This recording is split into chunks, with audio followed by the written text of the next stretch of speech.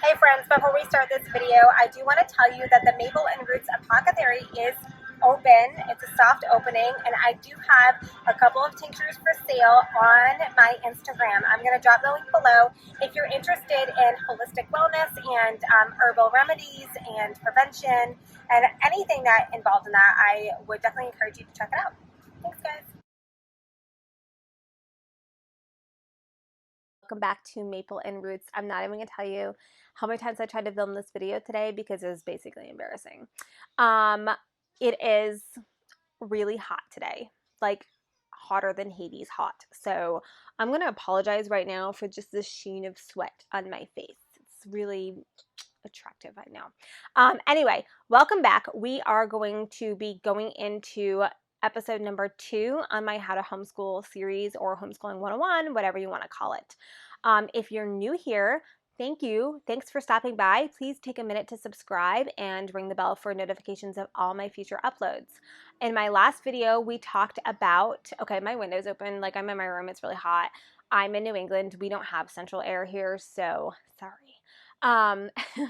um, in my last video, I talked a lot about the beginning stages of homeschooling, and if you haven't watched that video yet, please stop this one and go watch that one, because it's really important that we start there. I think that there's some things that are really important to do before we dive into this next section, okay?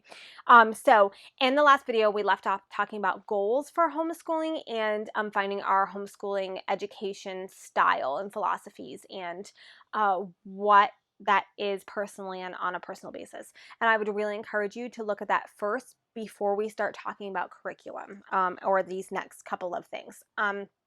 So I just told you what I was going to talk about. We're going to talk about, the very first thing is we're going to talk about curriculum. And I actually feel like this could be an entire video on its own, because there's a lot. I have like a lot of thoughts about curriculum, a lot of thoughts about money in curriculum and things like that. I personally am a curriculum addict, junkie, whatever. I love buying curriculum. I love the shiny curriculum. I love it, and that's a problem. But I also am extremely frugal, especially when it comes to homeschooling so many children. So I sometimes really try to take roundabout ways to use different kinds of curriculums. So first of all, if you Google homeschooling curriculum, you're going to come up with 8,000 different kinds of curriculums, of math curriculums, language arts, cursive, history, French. You can find all-inclusive curriculums where you buy like all the books and everything in the pack. So you can find other curriculums that just like list out and tell you like, here are some things you should buy for this. You can find any kind of curriculum to fit you. You can, but are you going to just find that right away? No, probably not. Some people do. I have a good friend who has found one curriculum and that works for her, and she will never think of another curriculum because it's what works for her. I personally believe that curriculum is personal. It's personal to the teacher and it's personal to the child. Not even children, to the child. What works for one might not work for another. I love the book How to Teach Your Child How to Read in 100 Easy Lessons. It's great. It worked phenomenally for one of my kids. It did not work phenomenally for another one of my kids. It just didn't work. And so as the mom, I had to say, okay, this curriculum isn't working. I need to do something different. I need to either get another curriculum or change it up or whatever. Okay, so curriculum is personal. So because there are so many different curriculums out there, it's easy to purchase one thing and then see something else being advertised, or a YouTuber talking about it, or talking about on a Facebook group, and being like, oh, I need that curriculum, because when I get that curriculum, then my homeschooling is going to be like successful or perfect. And so it's really easy to not be content in our homeschooling curriculum purchasing, because there are so many things out there right now, and there are like a lot of fun stuff being released, beautiful curriculums, awesome curriculums. And so it's really easy to just have what we have here and then see somebody else's and feel really like not content with what we have.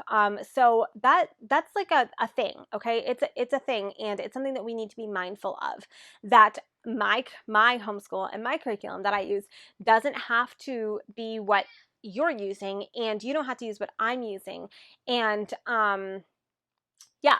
And something that I see, like a trend that I'm seeing, is that in the time that I've been a part of this homeschooling mom world, is that people will flock to the newest and shiniest curriculum, and they will go all in, and that will be it. And it sometimes almost comes to the point where you can't even say anything negative. Like, you can't even be like, oh, I don't know if I like how they introduce nouns here, because people will take it personally and be like, you don't like this author and you don't support them. And you're like, no, I just like, I don't know. That's how I feel, at least when it comes to curriculum. And maybe that's because I do bounce around and use a whole bunch of different things. But I've found that people really get like stuck on one, or like so enthusiastic and passionate about one, which is awesome, that it's almost like a mob mentality sometimes when it comes to curriculum and the culture of homeschooling moms. And I don't even know why I'm talking about this right now. Just that, like, I kind of feel like it's been kind of bugging me lately, I guess. So as a new homeschool parent, or not a new homeschool parent, it's really important that we kind of watch for that, and we kind of guard our hearts from that, I don't want to say coveting. That's probably really like a strong terminology, but from that like desiring of that next shiny thing and going all in to blindly, where we can't even say like, maybe this part isn't working. So buy used. That's an important thing. Try free samples. So many curriculums have free samples, or where you can kind of look and browse at that. That's so important. Get feedback. Ask people, hey, have you ever used this curriculum? Do you like this curriculum? What don't you like about this curriculum? We need to ask that question, because again, because there is such a mob mentality when it comes to being so passionate about certain curriculums, that sometimes it's a little hard to get what might not be working in that curriculum. And no curriculum is perfect. I know. There's so many people who are clutching their pearls right now. No curriculum is perfect, and there are going to be downfalls to every curriculum, okay? And that might be very different personally, okay? Myself and my friend might have two different things that don't work with us for the curriculum. But it's really important that we're also getting that side that said, like, we're hearing from those people who are saying, this did not work for us, because then we can evaluate it for our family, saying like, oh, okay, this didn't work for your very active child. Okay, I have a very active child. Maybe I need to be mindful of that, and see that this might not work for my very active child as well. Is it always going to be that way? Probably not. I mean, it's personal, right? And when it comes to curriculum as well, you don't have to be married to curriculum. When I used to buy curriculum, I mean, I still buy curriculum, but when I used to like find a curriculum that I liked, I would basically plan to use it for like the rest of my homeschooling career, okay? Only to get halfway through the year and be like, done, peace out, done, can't do this anymore. All right. So you don't have to be married to your curriculum for the next 18 years, whatever. You don't have to. I give you permission. You can change curriculums. You can change curriculums halfway through the year, as long as your budget allows for it. We'll just leave that there, because obviously we do have budget restrictions, right? But you can do that. And guess what? I'm going to say it. You cannot finish curriculum. You can just say, okay, we've gotten what we're going to get out of this, and we're going to be done now. You can say that. You can be done. You can finish your homeschooling year with 4 weeks still to go in that curriculum. You can do that, all right? Because that's the beauty of homeschooling, is that we are pacing with our children and we're following their lead and what they need, right? That is just such a beautiful aspect of curriculum, or of homeschooling, is that we can do that. We can also use bits and pieces of curriculum. I've been pretty outright, like, I'm using Gather Around curriculum right now. I love it, but I'm still doing my own history curriculum. I'm still teaching history the way that I want to be teaching history to my children. So I'm not using those when they release it, with the exception of the Indigenous people unit. Currently, I won't use that history, because I'm doing my own history, and that's okay. Like, that's great. So just you don't have to be married to one system, okay? And here's the next thing I'm going to say about curriculum. You don't even have to use curriculum. You don't. I don't use a curriculum for my history. I'm not using anything because it doesn't work. I use living books for that, okay? You can even like not spend money on it. You can go, when the libraries are open, you can go to the library and use that as your curriculum, okay? So you don't even have to use curriculum. You don't have to spend thousands of dollars in it every year. You can find things that work. You can hit up little libraries and yard sales and thrift stores to buy all of your living books. You can do that. And just because a curriculum says like, here's your book list, you can even go outside of that book list. That's okay to do. So that's a little bit about curriculum, and I'm getting ranty and I'm going to stop and I'm going to move on because I could just go on and on and on and on. The next thing that I wanted to talk about in homeschooling is a homeschool room or space. Okay. And this is kind of like a hot topic right now, and I didn't even realize that. Um, I have found that I think a lot of people are insecure about starting to homeschooling or to homeschool, or are unsure about homeschooling because they don't have a designated space to homeschool in. And let's face it, I mean, where I live, most people are not going to have a homeschool room because we just these New England houses are just not built for that. Okay. So I do not have a homeschool room. I have a dining room, a very small dining room, a ridiculously small dining room. Okay. And that is our school space dash dining room dash hallway. Um, so that's what we use. Now, do we always sit at the table in the dining room to do school? No, because you can do school in your living room. You can do it on mom and dad's bed. You can do school outside. You can do school, I even think, like in the car. You can do school at the local park. You can do school in your child's bedroom. You can do school in your kitchen at your island. You can do school anywhere. You do not need to have or set up this extensive classroom, because actually one of the things is, when we're talking about homeschooling, is that homeschooling is not, we're not recreating school. You don't need desks. You don't need any of those things unless you have a child who would really function better with a desk. And usually you're not going to know that until a little bit later on. So there's that. You don't need a room. And if you want a room, that's awesome. Instagram, there's beautiful rooms all over Instagram. Like, they're just stunning. And I'm not going to say I'm jealous, but I am jealous. Okay? They are stunning, but you don't need to have that to successfully homeschool your children. You don't. Okay? I have like just a huge hutch where all of our kids' books are in. Well, most of all of them, because we've actually outgrown it. And I have a basket where all of my kids' current books that they're like in the middle of doing, like their math books and stuff like that, and their notebooks and their folders are all in that basket. Please drop me a comment if you want me to talk about morning baskets. That's like a buzzword right now, and I would like to talk about it, but I don't want to if you feel like I've heard about morning baskets too much. Okay, so let's just stop that. That's a minor pause thingy. So you don't need a room. You can have a shelf where you keep your books, your homeschool books. You can have a basket where you put your stuff in it. You can put your kids' stuff in backpacks, for goodness sakes, or individual baskets. It can look different. It is going to look different for everybody, but you do not need a room. Is a room nice? I'm sure it is. I don't know what that's like. Okay, so that's that. Don't ever let not having a room, a homeschool room or space, hold you back from homeschooling, because your kitchen will work just fine, as will your living room. And I guarantee you, at some point in time, your child will be hanging upside down like a bat reading, because somehow the blood flow that makes them read better. I don't know. I don't understand it, but some things, maybe when we get to physics, I'll understand it. And the last thing I want to talk today about is community, okay, which is another hot word for right now, as we're in the midst of a pandemic, is community. And community is vital for everyone. We are created to have community, first of all, with our creator, and then we're created to have community with one another, with our spouses, with our children, with our neighborhoods, with our world. We need community. Everybody needs community. Even the most introverted introverts need community. Okay. There are many different ways to have community in the homeschooling world. So let's just go to homeschooling. Okay.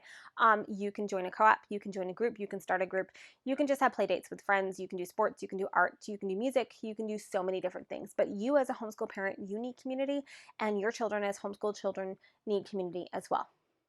I'm not going to say that they need socialization, because that's not even the right terminology. Friends. We want friends. We need friends. We need to be able to have adult conversation, and our children need to be able to have children conversations with each other.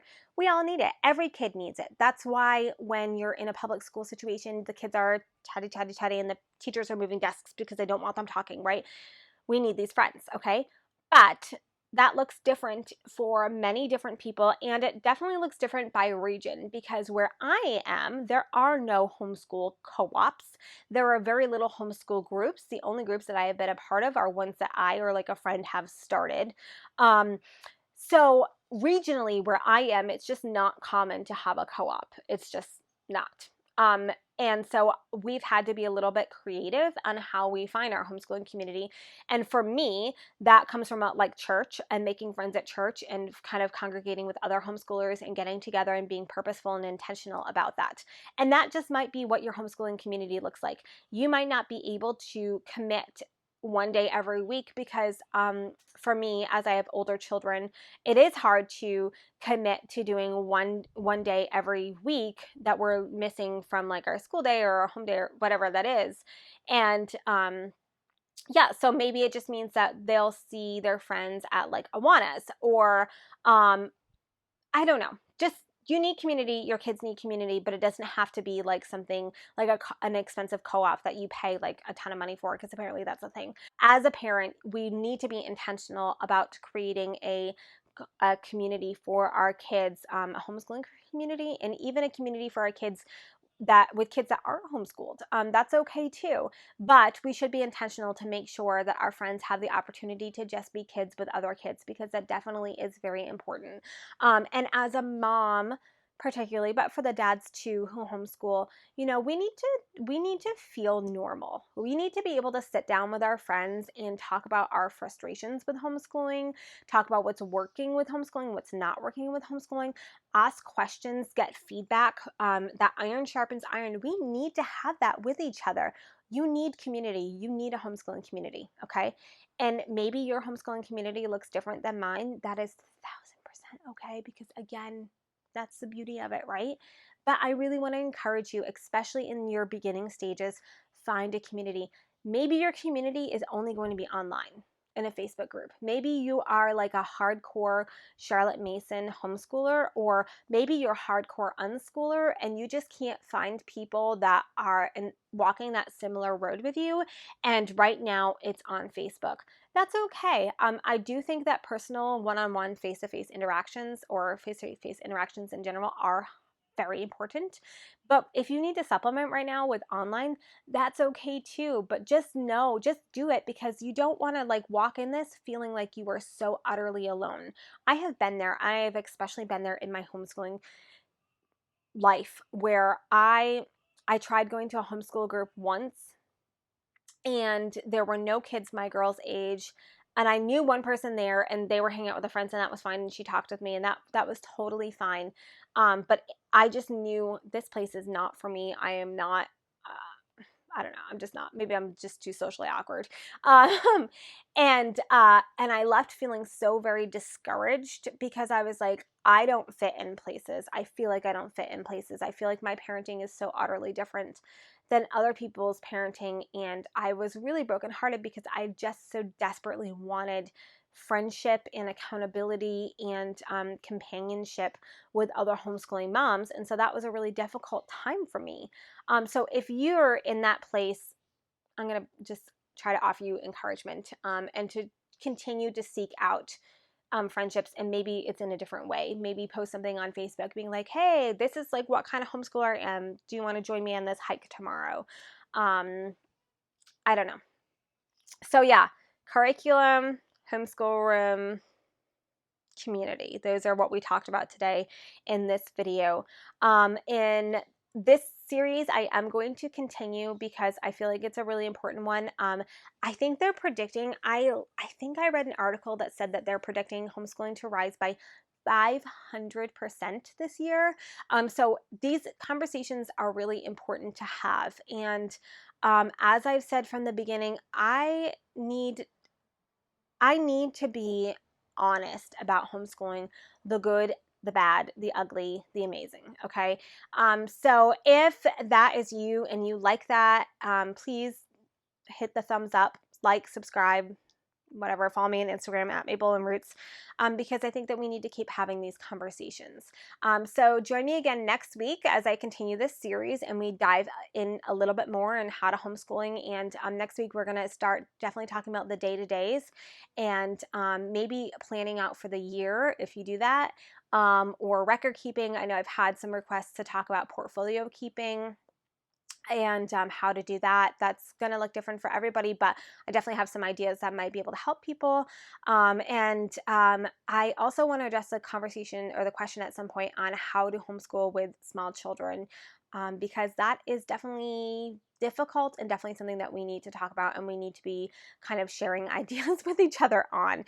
If you have specific homeschool questions, please drop them below or send me a message on Instagram at Maple and Roots, and I would love to answer them. So thank you so much for joining me. I'm so glad that you decided to stop by. I'm really honored that you've taken this 20 minutes to listen to me talk and ramble and rant as per usual. I hope you guys have a great day and don't melt from heat if it is hot where you are. Bye, everybody.